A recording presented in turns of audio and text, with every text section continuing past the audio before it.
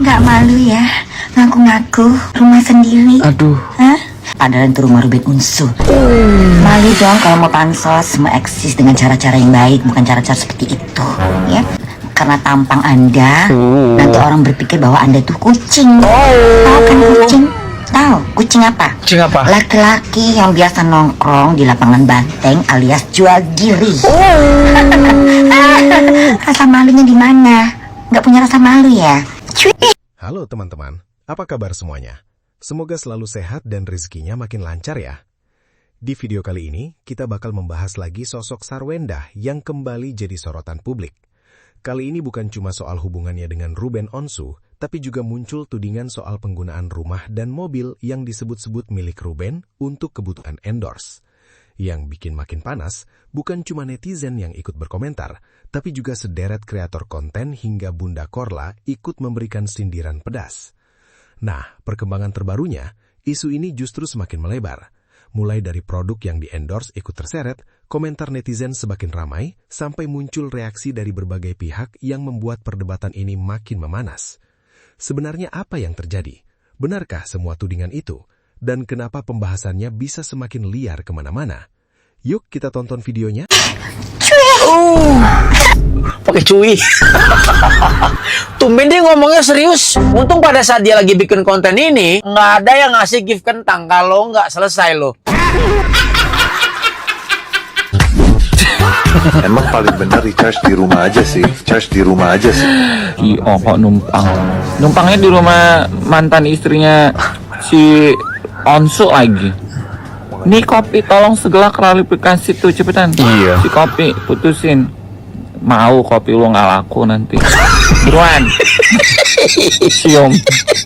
Aku bacain lo komentar kalian nih. Siapa sih yang edit? Ada air minum nggak? Maaf Pak, air minum yang biasa udah habis Pak. Ya kalau mau Masih ada lagi di nih. minimarket depan aja Pak. Ternyata kau selama ini ngendorse nggak modal kok ya. Pakai propertinya si Onsu kau semuanya. Ngendorse kopi pakai rumahnya, ngendorse air mineral pakai mobilnya. Ini katanya mobil si Cici tuh anaknya si Onsu waktu dihadiahin ulang tahun. Tolong nih air mineral. Lo nggak mau kena hujat kan? Udah putusin belum kontraknya? Buruan sebelum di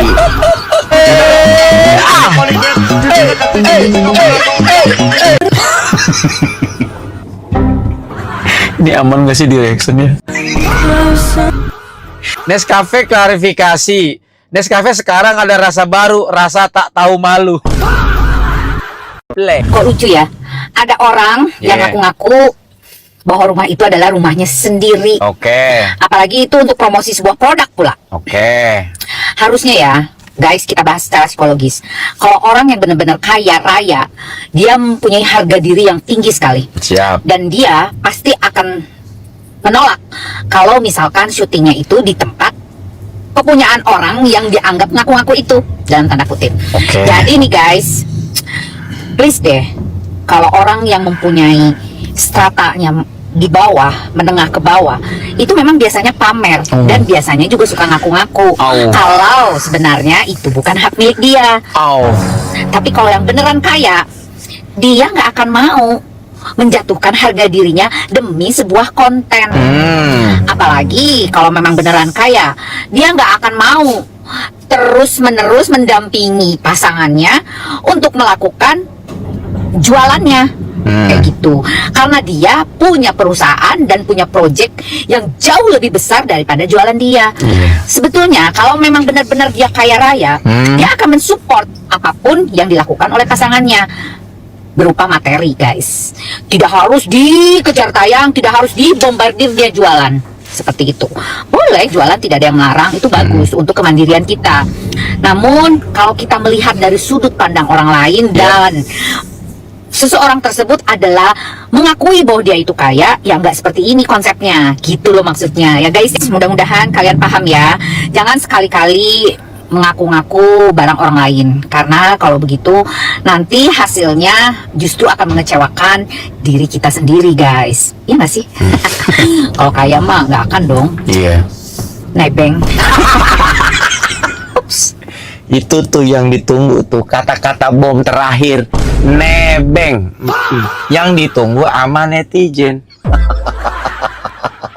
Kayak oke, tapi nggak nebeng juga kali. Iya.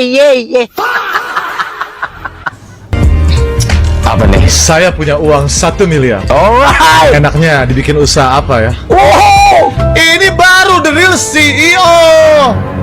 Ya, real CEO ini. Guys, jadi CEO tuh nggak modal ganteng doang cuy ya. Harus bisa berbisnis ya. Oh. CEO tuh lihat 1M ngaku-ngaku CEO. Ya. Di sini ada ini. ini aku mau buat bisnis baru dan aku mau kalian kasih aku ide bisnis baru apa. Aduh. Tolong kasih ide bisnis yang anti mainstream. Drop in a comment.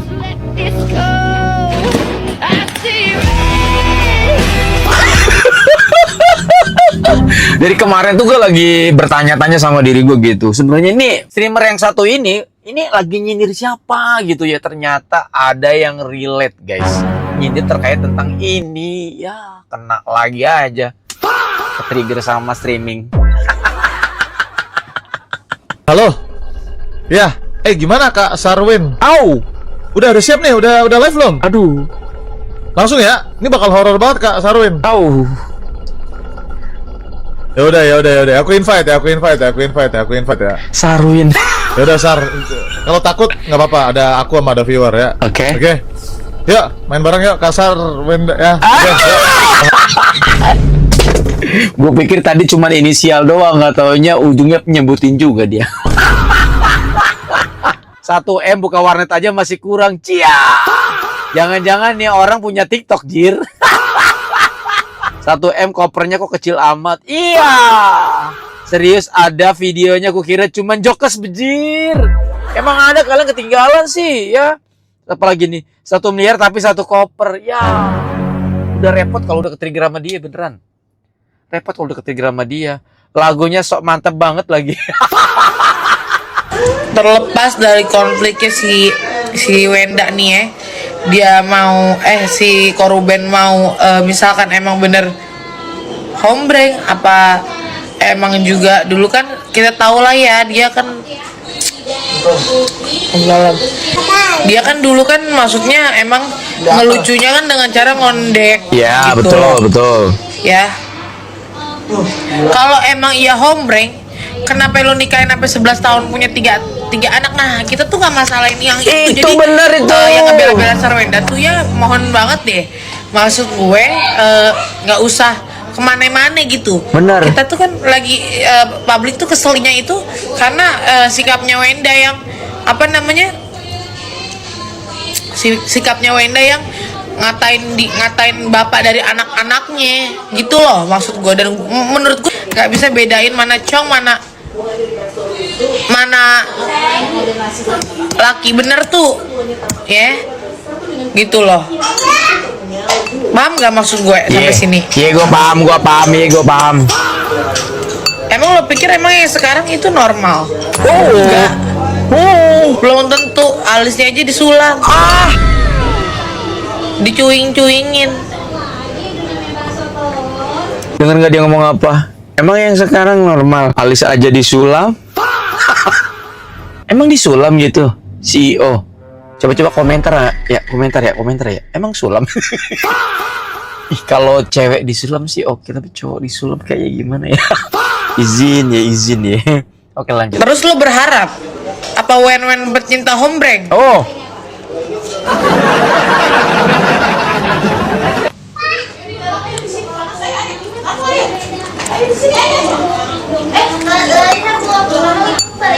Iya nggak? Mbak, apa ini tempelin ini stiker beli satu gratis satu? Simple sebenarnya itu doang. Gak usah mana-mana. Iya benar sih. Simple. Hidup jangan dibikin huru hara. Iya nggak?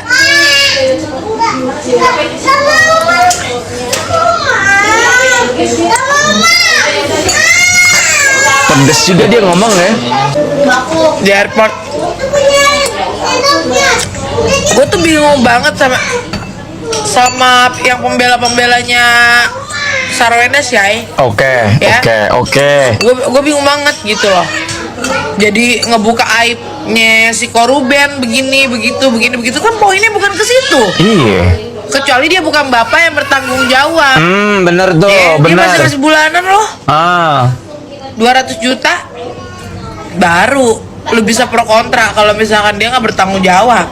Bener banget. Orang masih dikasih kok usah kemana-mana. Gue Apa? rasa juga Wenda juga bukan. Dia pasti bisa bedain mana cong, mana enggak. Ngomongnya nyantai tapi pedas banget deh. Ih kata gua mah ya, udah sih main CEO-nya, sumpah. Malu tahu di-spill langsung sama yang punya rumah. Astaga.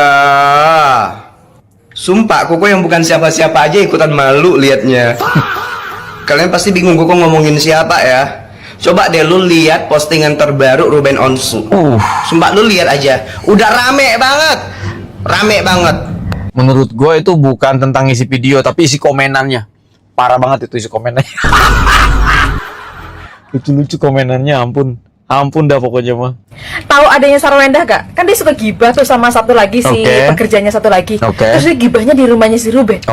Berarti ibarat kata dia kayak kita ya. Kayak babu yang lagi gibahin majikan di rumah majikannya. Itu. Telak banget lu ngomongnya teh. Apa bedanya dia sama kita ya? Ibarat kata kita ini babu lagi kerja di tempatnya majikan, ngomongin majikannya. Telak lo ya.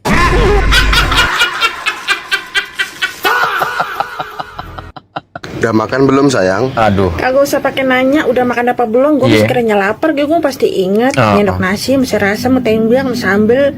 Lagi jadi pada ngingetin makan bayi. Emang gue orok diingetin udah tua gue.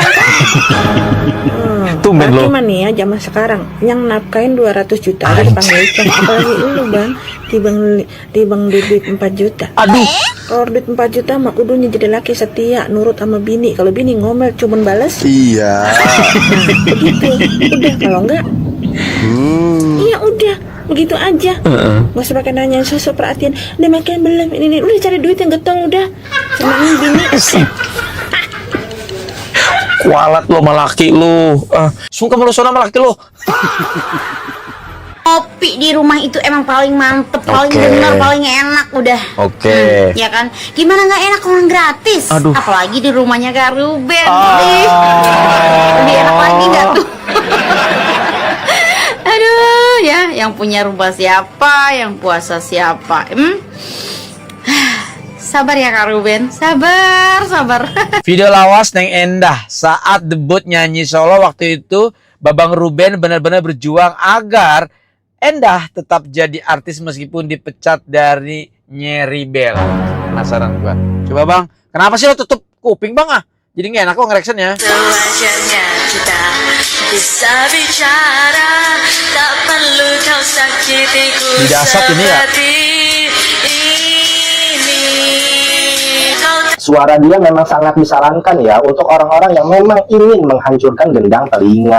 Sarwenda memang lebih cocok jadi personil soundhorek untuk menghancurkan rumah-rumah warga. Dengan suara gitu juga Bang, soundhorek aja masih ada nadanya Bang. yang khas, melengking, kayak orang asma. Suaranya yang sangat menggetarkan gendang telinga, lama-lama orang pusing juga dengernya. Tapi memang suara Sarwenda cocok untuk musik-musik keras. Jadi Cherrybelle mengeluarkan Sarwenda itu udah keputusan yang tepat. Nah inilah pentingnya kalau lu jadi manusia, jangan terlalu baik. Bantulah orang yang memang berbakat. Bantulah orang yang memang layak untuk dibantu. Kalau yang berbakat, nggak layak untuk dibantu, ya udah biarin aja, nggak usah dibantu. Supaya orang-orang kayak Sarwenda ini itu nggak lolos di dunia hiburan Indonesia. Sarwenda bisa bertahan di dunia hiburan itu karena Ruben Onsu. Tapi sekarang kita semua tahu kan dia kayak gimana. Dia kalau ikut lomba nyanyi 17-an tingkat RT RW juga nggak akan lolos, nggak akan juara kecuali RT RW-nya Ruben Onsu. Berat banget ya. Sekelas artis ya kan disandingkan dengan kelas penyanyi RT RW coba.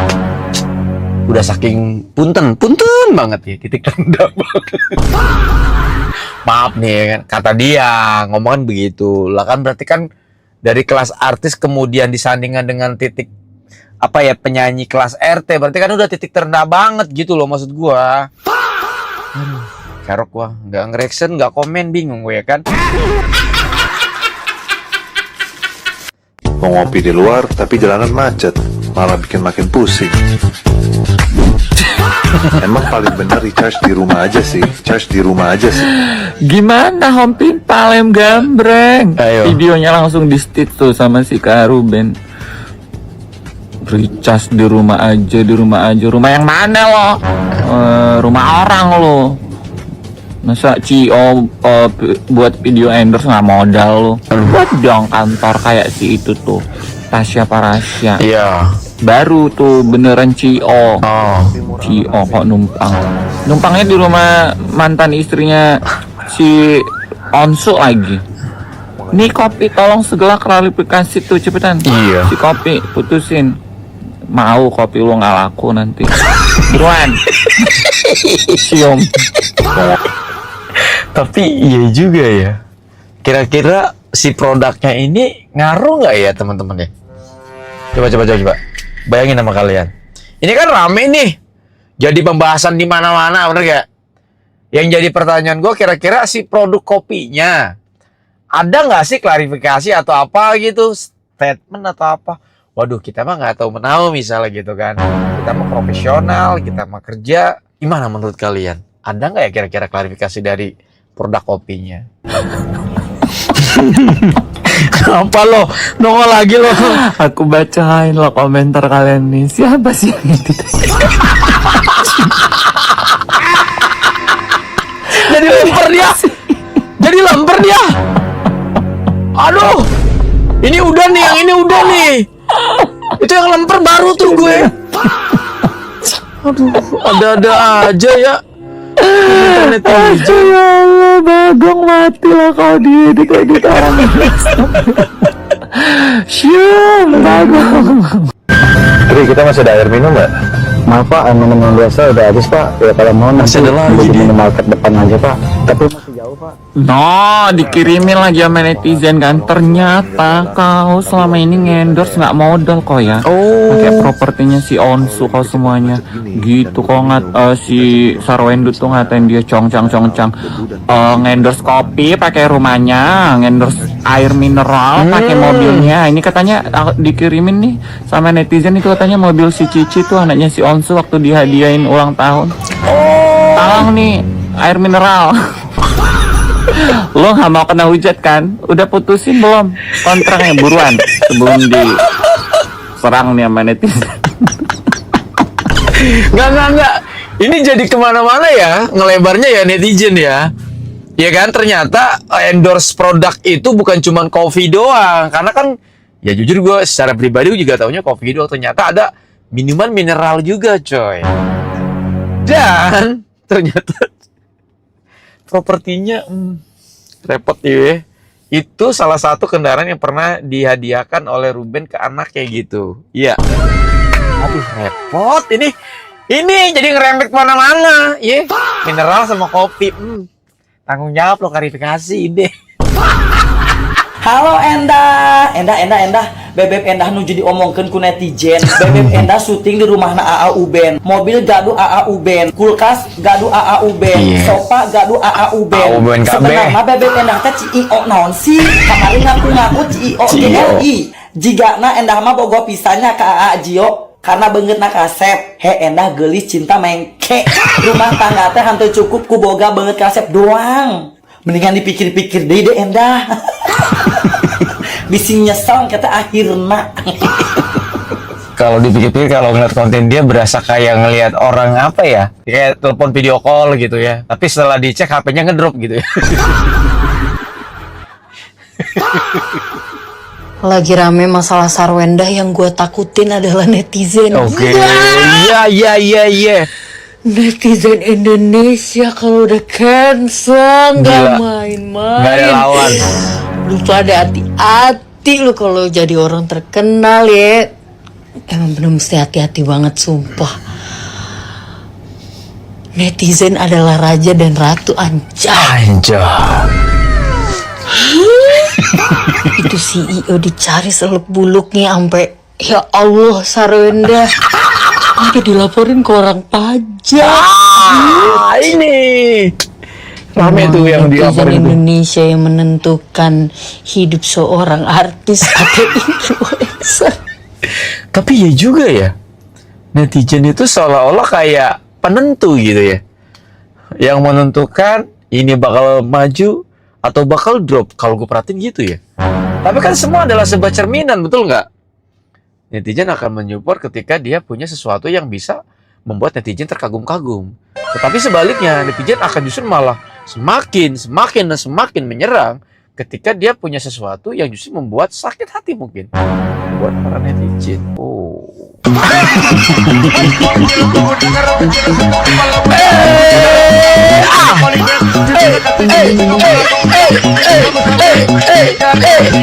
Ya elah, ya ini kan yang kalian mau. Oke, gue persembahkan untuk kalian.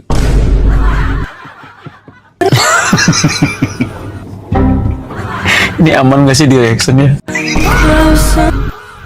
Maksudnya apa ini? Lu jangan kayak gitu lo, Jara. Ini nama akunnya Jara nih. Lu kayak aneh-aneh. Kemarin ada tuh si W, ya adanya si Endah, dibungkus sama daun pisang, udah kayak mau dipepes. Tiba-tiba muncul lagi apa tuh, di peti mati. Terus muncul lagi dibungkus kain kapan. Sekarang muncul postingannya. Ya Allah, nggak boleh kayak gitu. Nggak enak kok ngereactionnya. Nescafe klarifikasi. Nescafe sekarang ada rasa baru, rasa tak tahu malu. Itu klarifikasi lu, itu mah. Titik terendah CEO turun kalau udah di roasting sama Bunda Korla. Aduh, repot ini. Nggak malu ya, ngaku-ngaku rumah sendiri. Aduh. Hah? Kecapean, banyak macet. Aduh. Hah? Macet di mana? Hah? Macet di lapangan Banteng. Tempat kucing-kucing berdiri, laki-laki jual diri. Nggak malu. Aduh. Ngaku-ngaku rumah sendiri, padahal itu rumah Ruben Unsu. Malu dong kalau mau pansos, mau eksis dengan cara-cara yang baik, bukan cara-cara seperti itu, ya. Oh, perih. Aduh, paling repot udah nyerempet kemana-mana ini tuh kalau dia ngomong ya. Kalau nggak punya rumah, ya udah main drama aja terus, drama-drama CEO ngaku-ngaku, tapi nggak ada buktinya. Kalau punya bukti, beliin dong rumah. Iya. Ya, beliin dong rumah. Iya. Buat mantannya Ruben. Aduh. Ya, nggak usah ngaku-ngaku, nggak usah merasa-merasa. Ya, punya harga diri dong, punya harga diri dong. Kalau itu rumah bukan rumah Anda, tapi rumah Ruben Unsu. Unsu, oke. Itu rumah Ruben untuk anak-anaknya. Ya, Anda nggak punya hak. Ya, nggak punya hak. Anda nggak punya bagian di situ. Titik terendah Anda banget. orang luar. Ya, yang belum jadi apa-apa. Itu rumah anak Ruben. Rumah anak Ruben, bukan rumah Anda. Sadar diri, ya. Jangan karena tampang Anda, nanti orang berpikir bahwa Anda itu kucing. Tahu kan kucing? Tahu kucing apa? Kucing apa? Laki-laki yang biasa nongkrong di lapangan Banteng alias jual diri. Rasa malunya di mana? Nggak punya rasa malu ya? Cuy. Pakai cuy. Tumben dia ngomongnya serius. Untung pada saat dia lagi bikin konten ini, ya atau lagi live ini, nggak ada yang ngasih gift kentang kalau nggak selesai loh. Ini mode-mode julidnya keluar nih. Aku cuma mau nanya. Apa nih, guys? Sudah kehilangan kesabaran, Endah sampai kesal dan memberikan peringatan ke netizen bahwa ia serius dan tidak main-main. Maksudnya memberi peringatan apa sih? Aku cuma mau nanya, Cici disuruh ke sini nggak? Suruh kesini nggak? Buat live. Oke. Oh enggak, tadi kalian nggak perhatiin ya? Kalau Ai tadi telepon Bunda, Ai tanya Uncle Jill. Jujur guys, aku kalau Cici udah ngomong aku takut. Hah? Jangan komen yang aneh-aneh, Cici udah bisa multi kalian sendiri sumpah ya. Lebih ganas dari Bunda guys kalau nggak multi. Aku kasih tahu aja. Kalian kayak gitu, anak aku juga bisa baca ya. Lebih kasihan lagi kalau kalian ngatur-ngatur anaknya Mamio. Mamio. Ya, jadi jangan ngatur-ngatur anaknya. Gak usah atur anak orang. Pasti udah mau ini. Tuh Hana, kamu denger ya Hana Adikia. Tuh. Dibilang kita semua kan lebih ini ke Cici guys. Kalian stop. Aku lagi nggak bercanda, aku lagi nggak main-main. Kalian ganggu terus. Ini maksudnya ini live kapan sih nih? Terbaru kah? Soalnya gue lihat sih di postingan ini atau di uploadan video ini baru 12 jam yang lalu nih gitu ya. Aku serius. Kalian tahu. Ya. Aku sabar. Tapi once sudah limit kalian udah tahu ya. Aduh. Udah pernah ya. Sementara yang lain menyoroti pentingnya menjaga etika saat interaksi di media sosial, terlebih ketika melibatkan anak-anak. Iya itu. Ini live kapan tuh pada nanya kan? Ya ampun, kasar banget sih cara ngomongnya. Ya Allah, tutuplah pintu rezeki mereka. Nggak boleh gitu, nggak boleh ya. Kita ngedoain rezeki orang lain ditutup, jangan ya guys, jangan, nggak boleh kayak gitu kalian ya. Kecil-kecil judes banget sih jawabnya, aduh. Lah katanya anak-anak sibuk sekolah, nggak ada waktu buat ketemu Ruben. Ini kok sempet ajak ikut live. Lingkungannya nggak bener. Itu anak-anak ngapain sih disuruh klarifikasi, kan kasihan. Iya ya. Full video di Rijal Manaf ya, akun TikToknya. Kejadian. Yang paling gede. Apa nih? Ya, sisanya? Sisanya Talia, istri gue. Talia, istri gue. Apa? Misalnya kalau Talia itu tidur. Dari tidur dia bisa. Dia tahu Talia bisa duduk. Ayah. Sinetron banget lo nonton. Iya sih. Tapi apa yang dia lihat atau pas lo coba tanya? Bisa gue tanya. Video lama ya? It's okay Talia, ada ayah, ada bunda, selalu di sebelah Talia. Tapi logikanya. Oke. Anak kecil tidur terus. Iya. Jadi gue belum waktunya pulang, istri gue suka. Jadi dia tidur suka kerep gitu. Jadi kayak ada orang ini kayak gue gitu pulang gitu. Jadi dia tahu itu bukan gue. Kayak ada yang meluk atau enggak? Ada yang lewat gitu. Seperti ritual yang dilakukan ini sama seperti kayak gue yang pulang. Dan itu ada kaitannya sama si Jordi. Jordi ada lo? Iya, waktu itu Jordi lagi ada di Hong Kong. Dia nggak ada orang di rumah, cuma ada asisten rumah tangganya doang, 2 orang. Jadi dia melihat merasakan aktivitas yang sering dilakukan Jordi di rumah. Si asisten rumah tangga. Jadi dia pikir Jordinya udah pulang. Ya jadi dulu tuh Bang Ruben ya sering banget ngalamin kejadian-kejadian spiritual banget lah. Ya. Sampai akhirnya ketika pesulap merah ke sana, kemudian boom, kemana-mana nyebar tuh ya. Sampai ada terakhir tuh Mbak Tessa Mariska tuh, sempat datang ke sana ya. Aduh, jadi akhirnya nyambungnya tuh kayak gimana gitu ya. Oke teman-teman, kita sudah sama-sama menyaksikan seluruh isi video ini sampai selesai. Nah, seperti biasa, di bagian akhir, saya ingin menyampaikan pendapat saya pribadi. Ini murni opini saya sebagai kreator yang sedang mengomentari sebuah fenomena yang sedang ramai dibicarakan publik. Jadi tentu saja kalian boleh setuju, boleh juga tidak setuju. Kalau saya melihat keseluruhan kejadian ini, yang paling menarik justru bukan lagi persoalan siapa yang benar atau siapa yang salah. Yang paling menarik adalah bagaimana sebuah tindakan kecil di media sosial bisa berkembang menjadi isu yang sangat besar karena mendapat perhatian dari netizen. Sekali sebuah narasi terbangun, apalagi sudah diperkuat oleh potongan-potongan video, komentar para kreator hingga unggahan dari berbagai akun, maka persepsi publik akan terbentuk dengan sangat cepat. Di era media sosial sekarang, persepsi seringkali bergerak lebih cepat daripada klarifikasi. Menurut saya, siapapun yang sudah menjadi figur publik memang harus jauh lebih berhati-hati. Hal-hal yang mungkin dianggap biasa oleh orang yang melakukannya bisa ditafsirkan berbeda oleh jutaan orang yang melihat dari luar. Ketika sebuah konten menampilkan rumah, kendaraan, atau properti tertentu, publik pasti akan menghubungkan semuanya dengan narasi yang sedang berkembang. Apalagi jika sebelumnya sudah ada konflik atau pemberitaan yang membuat masyarakat lebih sensitif terhadap setiap unggahan. Saya juga merasa bahwa saat sebuah kontroversi sedang memuncak, apapun yang dilakukan akan selalu dicari celahnya. Mau diam disalahkan, bicara juga disalahkan. Upload konten dianggap pencitraan, tidak upload dianggap menghindar.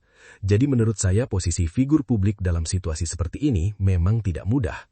Di sisi lain, saya pribadi kurang nyaman ketika sebuah konflik yang awalnya hanya melibatkan orang dewasa, akhirnya melebar kemana-mana. Ketika netizen mulai menyeret produk, pekerjaan, keluarga, bahkan anak-anak, menurut saya itu sudah mulai keluar dari substansi persoalan. Kritik tentu boleh, tetapi alangkah baiknya tetap memiliki batas. Jangan sampai emosi membuat kita kehilangan empati. Saya juga melihat ada fenomena lain yang cukup menarik. Sekarang ini kekuatan opini publik benar-benar luar biasa. Dahulu, mungkin hanya media besar yang mampu membentuk opini masyarakat. Sekarang satu video pendek, satu potongan live, atau satu unggahan bisa memicu ribuan bahkan jutaan komentar hanya dalam hitungan jam. Artinya, siapapun yang aktif di media sosial harus benar-benar memahami bahwa setiap unggahan memiliki konsekuensi. Kalau saya menjadi orang yang sedang berada di tengah badai seperti ini, mungkin saya akan memilih untuk mengurangi aktivitas yang berpotensi memancing spekulasi. Bukan berarti mengalah kepada netizen, tetapi lebih kepada menjaga agar situasi tidak semakin memanas. Kadang-kadang diam beberapa saat justru bisa menjadi langkah yang lebih bijak dibanding terus menambah bahan diskusi. Saya juga merasa masyarakat Indonesia memang sangat kritis.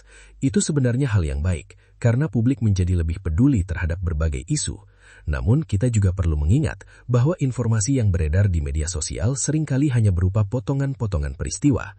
Kita sebagai penonton belum tentu mengetahui keseluruhan cerita yang sebenarnya. Karena itu, menurut saya, sebaiknya kita tidak terlalu cepat mengambil kesimpulan mutlak hanya berdasarkan satu atau dua video yang viral. Hal lain yang saya pelajari dari kejadian ini adalah pentingnya menjaga citra. Membangun reputasi membutuhkan waktu bertahun-tahun, tetapi merusaknya bisa terjadi hanya dalam beberapa hari. Di era digital, jejak digital hampir tidak pernah benar-benar hilang. Apapun yang sudah tersebar akan terus berputar, diunggah ulang dan dibahas kembali oleh banyak orang. Saya juga ingin mengajak teman-teman untuk membedakan antara kritik dan kebencian. Kritik seharusnya bertujuan menyampaikan pendapat atau masukan terhadap suatu tindakan, sementara kebencian seringkali berubah menjadi antaman pribadi yang tidak lagi membahas substansi. Menurut saya, kita akan lebih baik jika fokus pada tindakan yang diperdebatkan, bukan menyerang hal-hal yang tidak berkaitan. Terlepas dari semua kontroversi yang sedang ramai, saya berharap semua pihak yang terlibat bisa menyelesaikan persoalan ini dengan cara yang baik.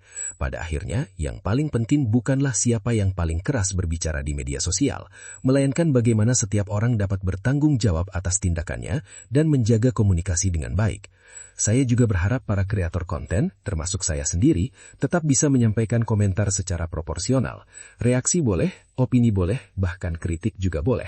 Tetapi jangan sampai kita ikut menyebarkan informasi yang belum jelas kebenarannya atau justru memperkeruh keadaan. Menurut saya, menjadi kreator bukan hanya soal mengejar penonton, tetapi juga memiliki tanggung jawab terhadap apa yang kita sampaikan. Yang terakhir, saya ingin mengingatkan bahwa semua pembahasan seperti ini pada akhirnya hanyalah bagian dari dinamika dunia hiburan dan media sosial. Hari ini mungkin topiknya tentang satu orang, besok bisa berganti ke orang lain. Karena itu jangan sampai kita terlalu larut dalam drama sampai melupakan kehidupan kita sendiri.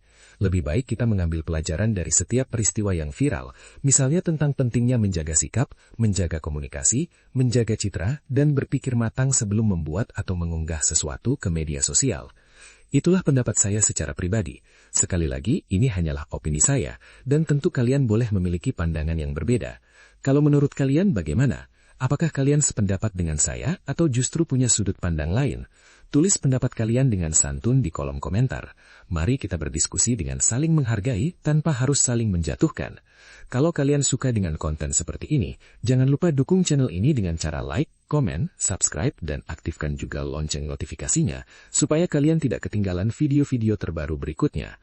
Terima kasih banyak sudah menonton sampai akhir. Saya pamit undur diri, sampai jumpa di video berikutnya. Wassalamualaikum warahmatullahi wabarakatuh.